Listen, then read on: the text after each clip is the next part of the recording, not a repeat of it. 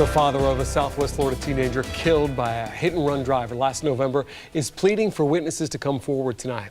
13-year-old Shaden Colvin was riding his bike in this area right near the corner of Lakewood Boulevard and Estee in East Naples when he was struck by that vehicle and died from his injuries the next day.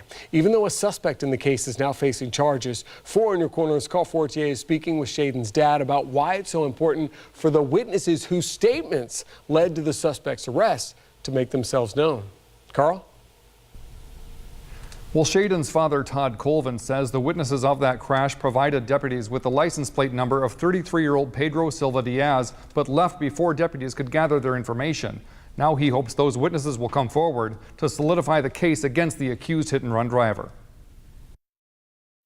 He was an incredible child, so made everybody around him feel special. Todd Colvin says his 13-year-old son Shaden loved life. A soccer and baseball fan, he was on track to become an Eagle Scout in a couple of years and was a friend to everyone who knew him. And everybody loved him, so that's just how he was, the kind of person he was.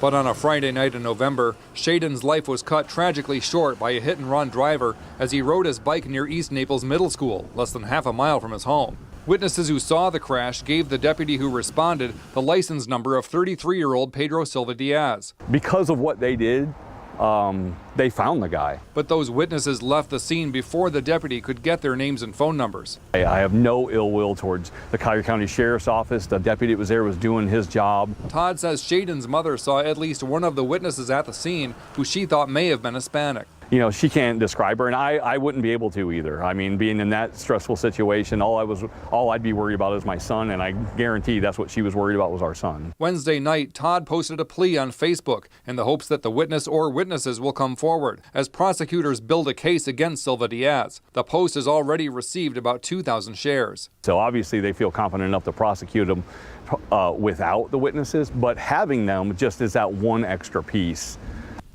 Now, Todd believes the witnesses must have talked about the crash, so if you know who they are, please urge them to call the Collier County Sheriff's Office. In Collier County, Carl Fortier, Fox 4, in your corner.